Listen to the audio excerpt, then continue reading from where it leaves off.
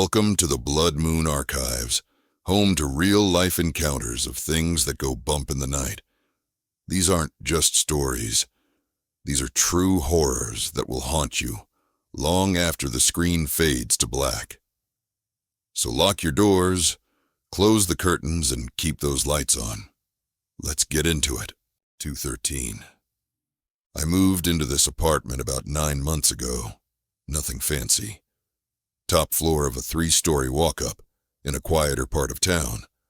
One of those older buildings with hardwood floors that creak when you shift your weight and pipes that knock when someone turns on a faucet. The rent was decent and the place had character. That's what I told myself anyway, especially during the first few weeks when I was still getting used to the occasional drafts and flickering hallway lights. I work freelance, mostly online, so I'm up late a lot. My hours are weird. I'll do most of my focused work between midnight and 3 a.m. when everything's dead quiet. Or at least, that's how it should be. It was maybe 2 weeks after I moved in when I noticed it. The sound.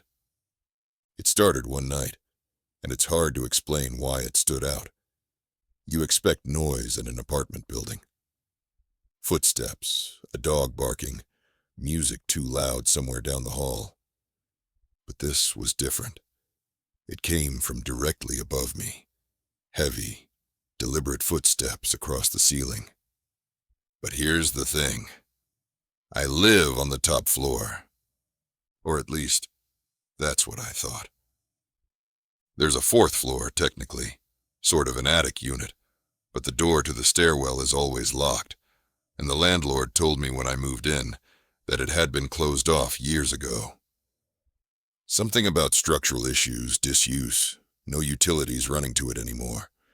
So the first night I heard the footsteps, I just assumed maybe I'd misunderstood. Maybe there was another unit up there. Or maybe it was something shifting in the building. Old beams, creaking floorboards, whatever. But it happened again the next night. And the one after that. Always at the same time, 2:13 a.m. I checked the clock the first few times, just out of curiosity. I'm not one of those people who usually notices exact times, unless something keeps repeating. And this did.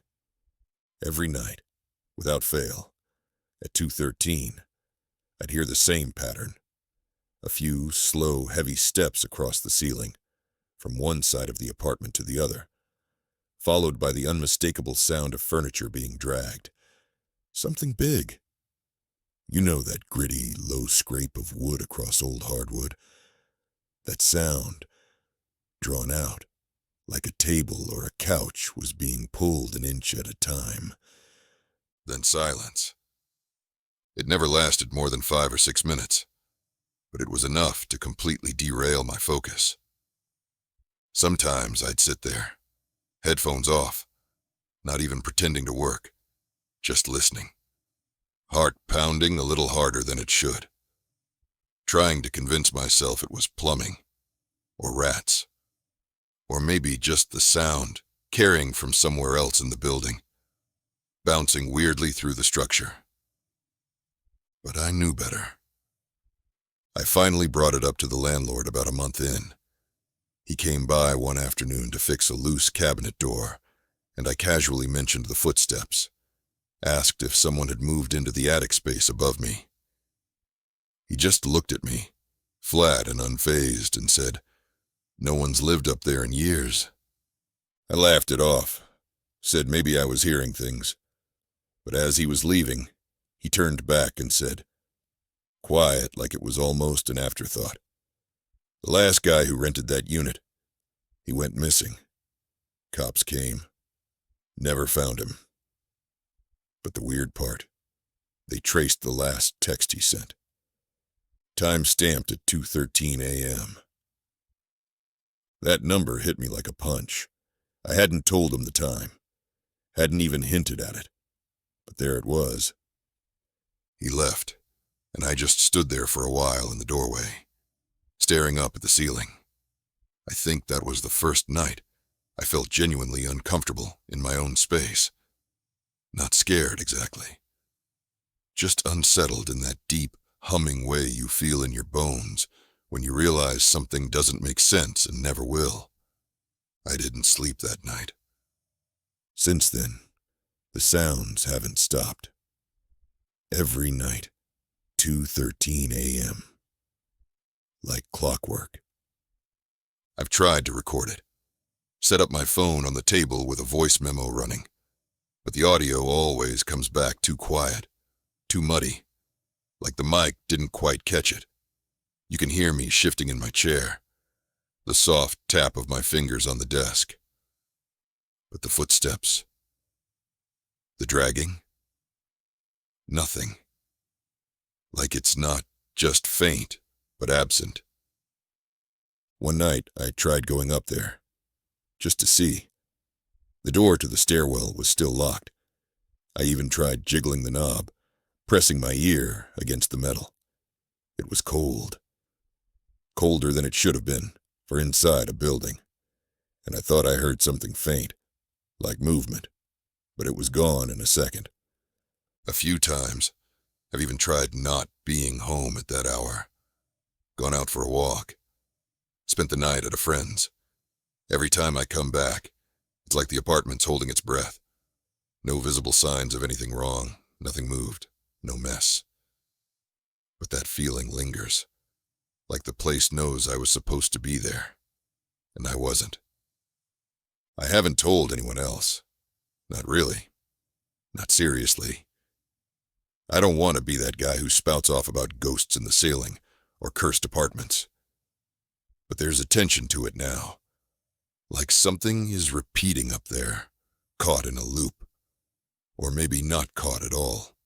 Maybe deliberate. The oddest part is how I've adapted to it. Some nights I just sit and wait, watching the clock tick over to 2:13, like it's part of the routine. And when the steps start, I listen. I don't even flinch anymore. It's almost worse that there's no escalation. No faces in mirrors, no cold hands, no moving objects. Just the same 5 minutes, every night, as if someone above me is still living there in their own time. Still pacing. Still dragging. Still trying to leave. Or maybe trying to come back.